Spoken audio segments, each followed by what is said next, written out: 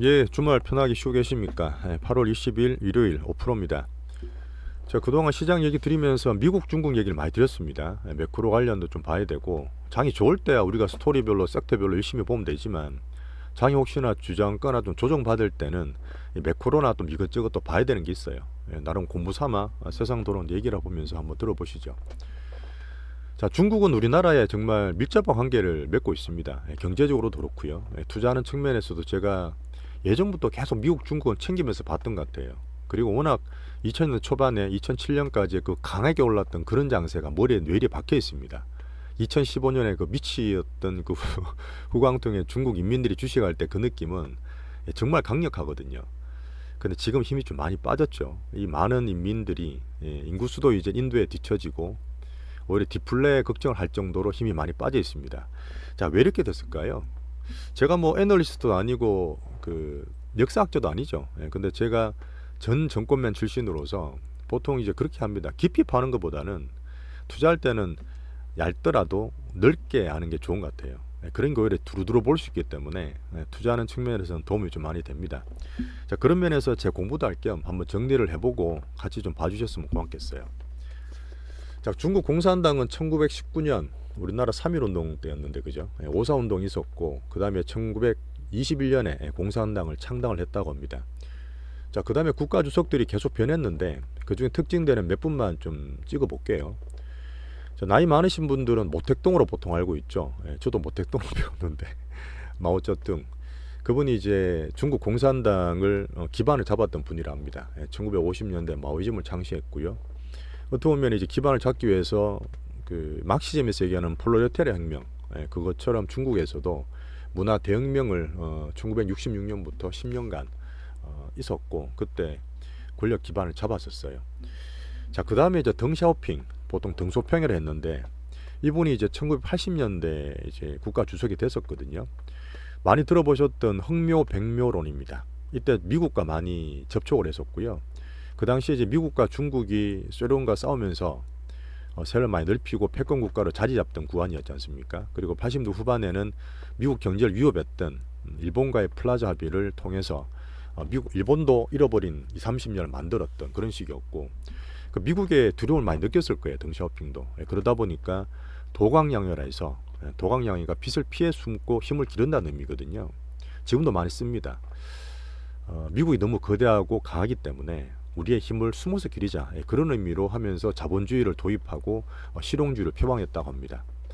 자, 그 다음에 이제 많이 들어보셨던 장쩌민이 있어요. 장쩌민은 89년부터 2002년도까지 있었는데 그때 이제 우리가 2000년대 초반에 중화권 철강조선 화학기계 말씀드릴 때 WTO에 가입되면서 글로벌의 밸류체인을 디플레이션 시대를 적극적으로 도입했던 그런 시기였죠. 싼 임금으로 노동력으로 전 세계의 온갖 물건들을 도입하고 생산하면서 그런 시기였던 것 같습니다. 그 당시에 사실 중국의 정시가 가장 활약이 꽃피었어요. 옆에서 우리나라도 정말 좋았고요. 자, 그다음 후진타워였습니다. 짧게 있었지만 과학 발전을 많이 표방했었다고 합니다.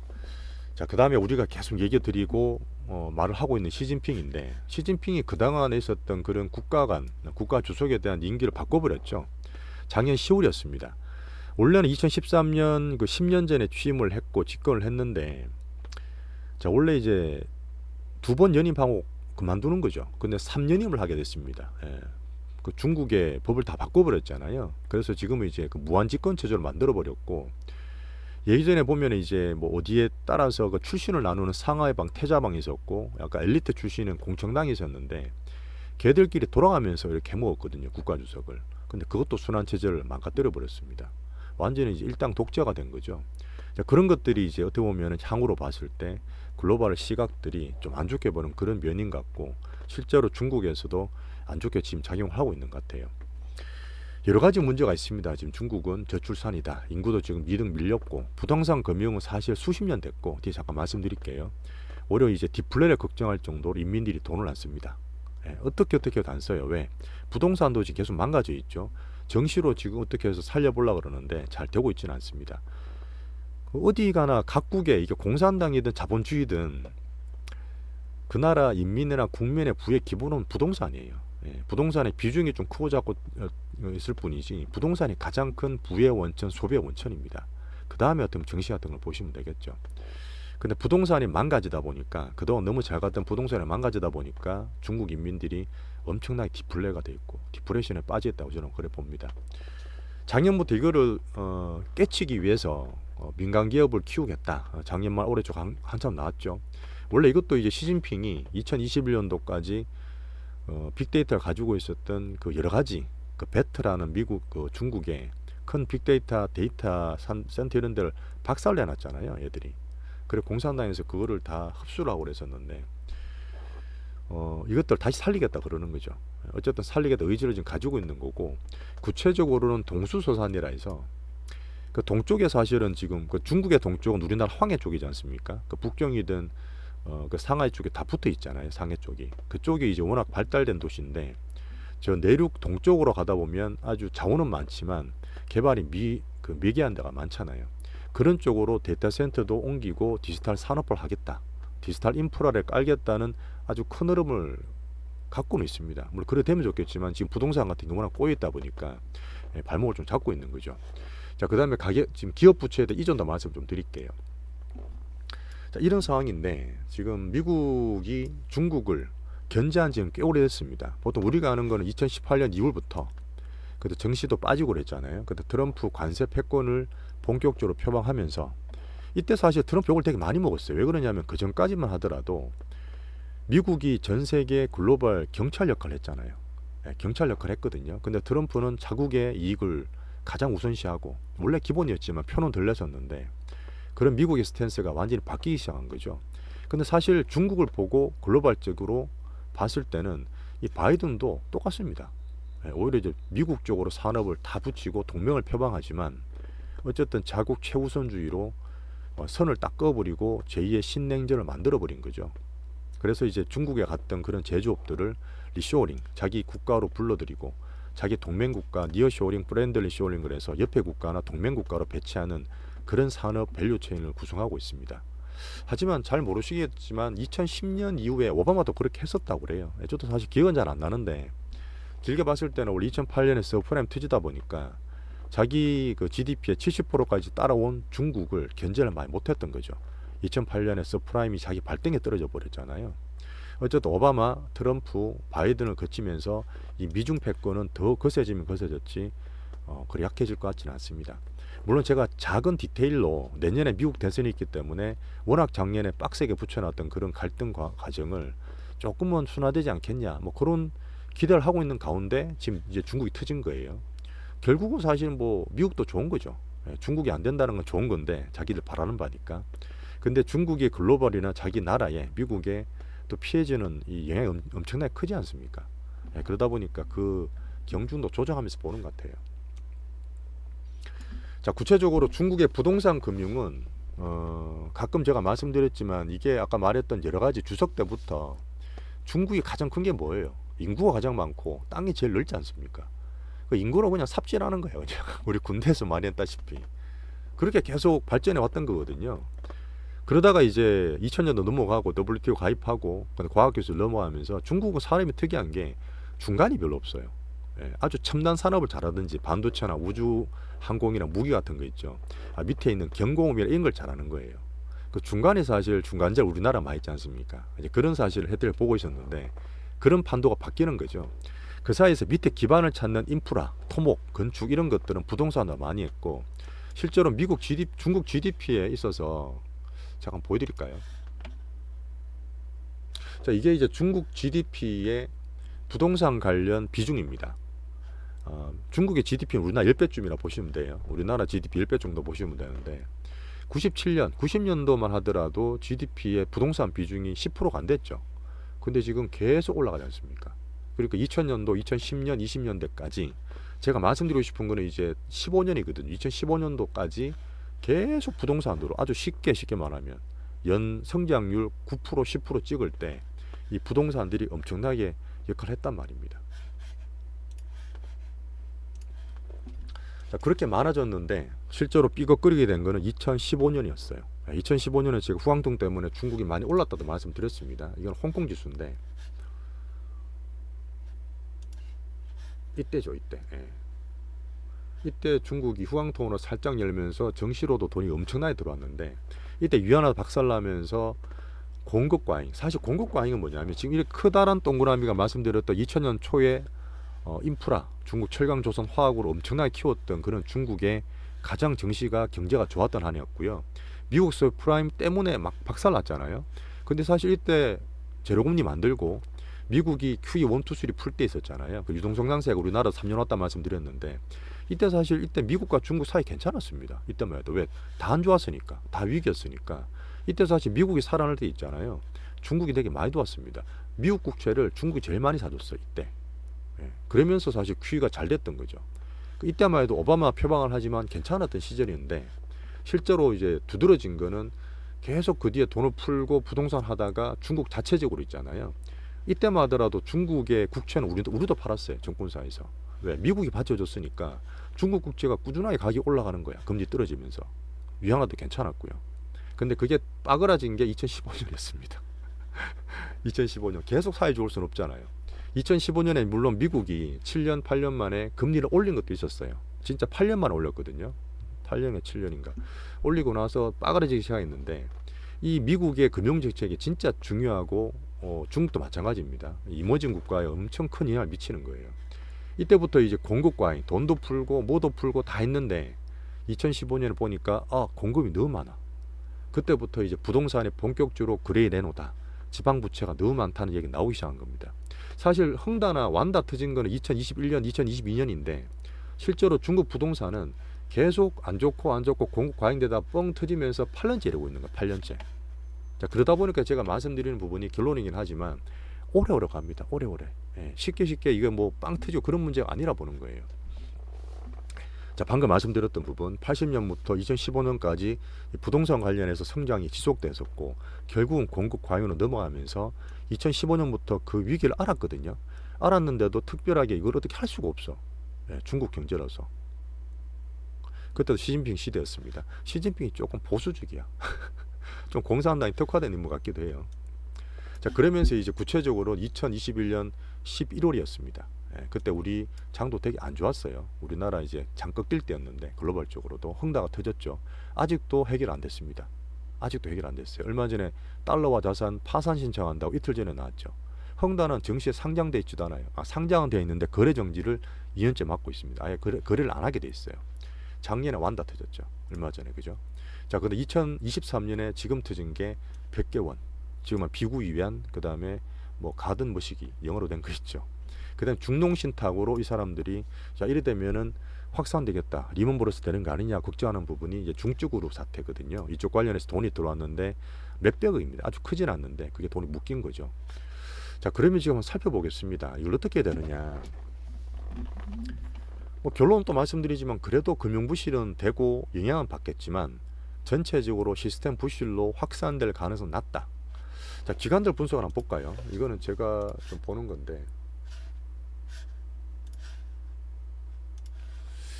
지금 이게 KT에서 나온 건가? 요거는 이제 NH증권에서 나온 재료거든요. 글자 좀 작네. 요거는 뭐 넘어가고 요걸 볼게요. 요거는 KB증권에서 나온 건데 내용이 괜찮아요. 제가 기관들 레포트는 물론 수차적으로 타이밍은 잘 안 보는데 내용은 이분들이 본격적으로 분석하시는 분들이니까 내용을 봐야 돼요. 물론 이게 다 맞다 보는 건 아니지만 지금 나오는 정권사 분석은 거의 다 같은 결과를 가리키고 있습니다. 제 생각도 같아요. 이분들이 수년간 봤던 분들이잖아요. 자, 중국 부동산 크레딧 리스크, 본질은 중국의 정부 국유화. 이것도 말씀드렸던 부분이 있습니다. 중국은 토지가 원래 국유예요. 사적 재산권이 없습니다. 근데 지금 헝다나 완다 같은 애들 디벨로퍼나 이런 부동산 개발하는 사람들, 기업들한테, 법인들한테 이 토지 사용권을 살짝 빌려준 거예요. 그 토지를 빌려 쓰면서 개발을 했던 겁니다. 자, 그런 것들이 잘 될 때는 분양해서 인민들 사고 집도 짓고 가격 올라오고 이렇게 버텼는데 이제는 분양해도 안 되는 거야. 자, 지금 보시면 지난 21년에 그때도 사실 위기를 알고 있었죠. 그 레드라인 발표를 했는데 구조적으로 인구 감소를 갖고 있습니다. 그래서 공급 축소를 계속 하고 있었고요. 그 다음에 지금 원래는 부동산 투기를 많이 막았잖아요. 왜 그랬냐? 공급 과잉이고 인민들이 자꾸 사서 올라가니까 몇 년 전까지만 해도 중국도 부동산 가격이 되게 문제가 많았어요. 어쨌든 부동산 불패였기 때문에 중국과 우리나라 비슷한 게 되게 많습니다. 국민성도 사실 그래요. 급하고. 근데 이제는 정부가 급해요. 부동산 오히려 투기 대상이 아니라 그럽니다. 그 말은 뭐냐? 인민들 부동산 좀 사주세요. 저축률도 많은데 사람들이 디플레되고 그냥 의지가 박약하니까 소비가 꺾여 있으니까 돈으로 좀 부동산 사달라는 거예요. 그 정도로 지금 많이 힘든 겁니다. 어쨌든 그렇게 함으로 있어도 지금 쉽게 내수가 살지 않고 있는 그런 상황인 거죠. 자, 그래서 지금 보면 이 말은 사실 뭐냐면 결론일 수도 있는데 지금 수십 년간 부동산 통해서 중국 GDP를 올라왔지 않습니까? 근데 그게 이제 정부에 있는 그 토지를 빌려서 기업들이 지방에서 부동산 사업을 한 거예요. 근데 그게 안 되니까 부채가 그득 몇 년간 쌓이고 있는 겁니다. 근데 그 부채를 누가 가져가느냐? 이제는 원래 토지의 주인이었던 정부, 중앙정부, 그 다음에 그 갖고 있는 국영은행으로 부채를 당기는 구조예요. 작년 하반기부터 그랬습니다. 자, 그리고 지금 요새 근래 나왔던 뭐 외채로 이런 부담이 크냐? 뭐 여러 가지 부채 중에 외채 부담이 있을 거 아니에요. 자국 그 부채도 있겠지만 외채 부담은 사실 많지 않습니다. 오히려 위안화로 발생된 자국 내 채무 비중이 절대적이에요. 어떻게 보면 공산당이 자기 자체적으로 안에서 돌린다는 얘기입니다. 물론 미국처럼 패권국가 돈 찍어 사는 건 아니겠지만 중국은 돈 막 못 찍어요. 걔들은 기축통 아닙니다. 그렇게 못하겠지만 공산당 내에 약간 폐쇄적이고 불투명한 그런 구조 내에서 계속 녹이고 있는, 뭐 시간은 좀 걸리겠죠. 그 대신 바로는 표방 안 되는 그런 흐름으로 부채 문제가 이전되고 있다는 거죠. 여기 또 나오는데 어쨌든 보시면 위안화로 발행된 채무 비중이 절대적이기 때문에 뭐 그렇게 해결한다는 그런 내용이고요. 자, 그리고 지금 중증그룹 같은 거 나오지 않습니까? 서프라임이 그 잘 모르시는 분들 계시겠지만 2008년에 제가 직접 봤잖아요. 내용은 다 아시는데 지금 미국 같은 케이스는 이 땅이나 부동산 가지고 이걸 가지고 파생을 만들어 유동화 정권을 만드는 거죠. 그냥 그걸 가지고 1, 2, 3, 4 넘기고 가면서 1억 가진 자산에 그 뒤에 파생들이 수십억 붙은 거예요. 그러다 보니까 하나 터지니까 다 터져버렸던 거거든.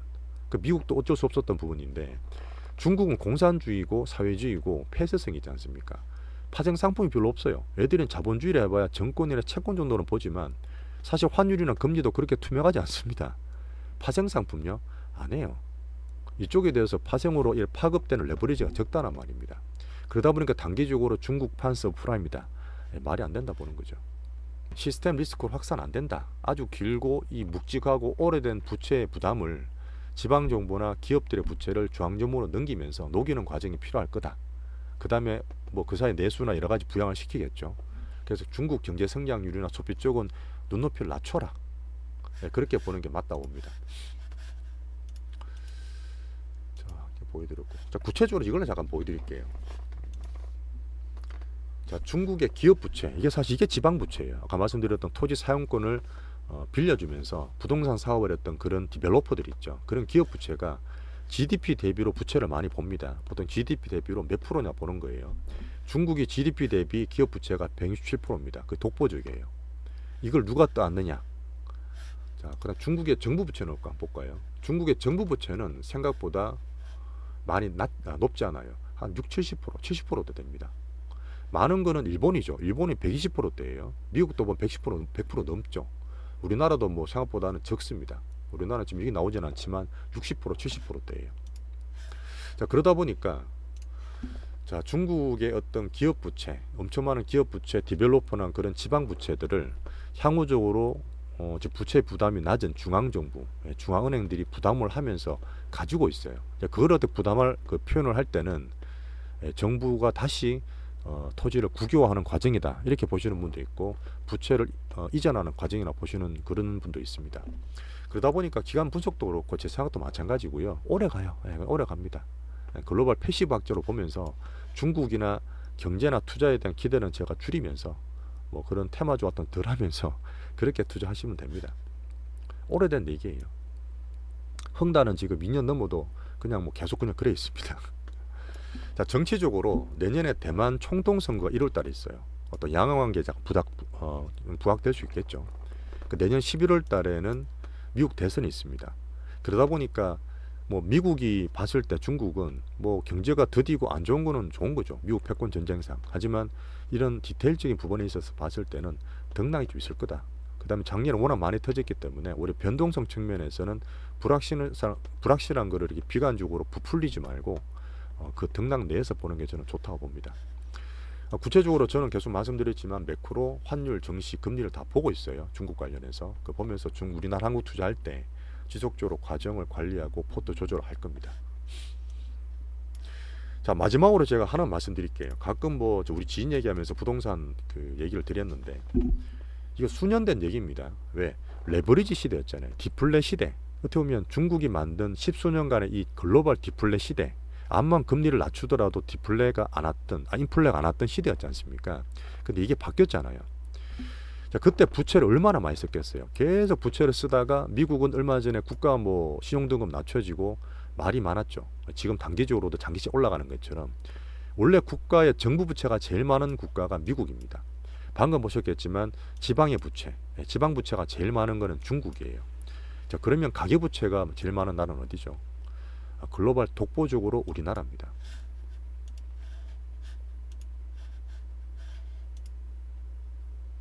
자, 주요국 GDP 대비 가계부채 비율.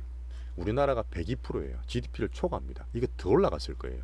이번에 더 올랐을 거라 보는데 일본이나 뭐 미국이나 보시면 60% 70%대잖아요. 50%도 밑에도 많고 집값 비싸기로 소문난 홍콩도 100% 간대요.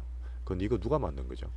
다 개인들이 만든 겁니다. 개인들이 어떻게 투자해서 수익 좀 내려다가 2020년, 2021년 영끌했다가 박살나니까 그렇게 후회했는데 지금 또 들어오고 있죠. 자, 미국은 수십 년 동안 200년 동안 이 패권국의 기축통화 달러 찍어내면서 암만 정부 부채가 많아도 안 망해요. 그러니까 미국의 국채가 전 세계 최고 등급, 물론 살짝 떨어져 있지만 안 빠지잖아요. 안정 자산이지 않습니까? 그 성장을 만들고 인플레 중간에 만들어가면서 이 부채를 항상 녹여요.